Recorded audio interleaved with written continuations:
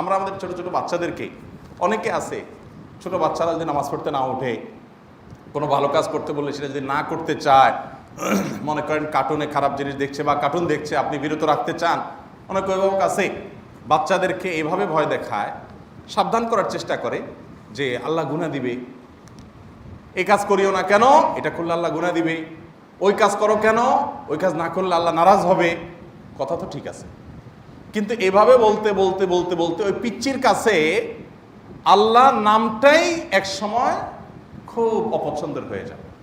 কারণ সে দেখে যে কিরে বাবা যাই করতে যায় আল্লাহর দোহাই দিয়ে আমারে বাগড়া বাঁধায়। আমরা যদি এটাকে ভিন্নভাবে বলি, যদি বাচ্চাকে বলি যে বাবা যে আমি আমার বাসা করি, বাচ্চা নামাজ পড়তে উঠতে চায় না, ছোট মানুষ কাচুমুচু করে, বলি বাবা শয়তান জিতে যাবে, কিন্তু শয়তান জিতে যাবে, কিন্তু তোমাকে জিততে হবে, কষ্ট করো, হিম্মত করো, শয়তানকে হারাতে হবে। তখন তার সন্তানের সাথে লড়াই হয়, শত্রু সে তাকে বানায়।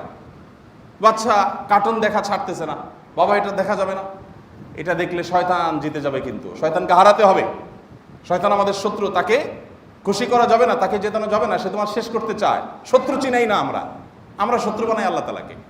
আমাদের সন্তানদের কাছে আমাদের শত্রু, আমাদের সন্তানদের কাছে আল্লাহ রাব্বুল আলামিনকে এমনভাবে উপস্থাপন করি যে ওরা নেগেটিভ দেখ শুনতে শুনতে বাচ্চাদের অভ্যাস হলো ওই যে ছোটবেলা থেকে যেটাই করতে বাধা দেবেন ওদের মেজাজ গরম হবে, ঠিক না?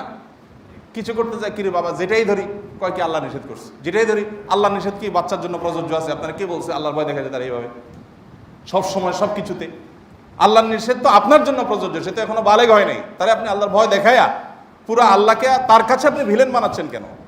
তো শয়তান মানুষ এবং জিন শয়তান উভয় সম্পর্কে সতর্ক থাকা, এই শিক্ষাটা হজ থেকে আমরা পাই। আর বহুবিধ শিক্ষা, অগণিত শিক্ষা হজ থেকে আমরা পাই। আল্লাহ রাব্বুল আলামিন হজের সেই শিক্ষাগুলো আমাদেরকে ধারণ করার তৌফিক দান করুন।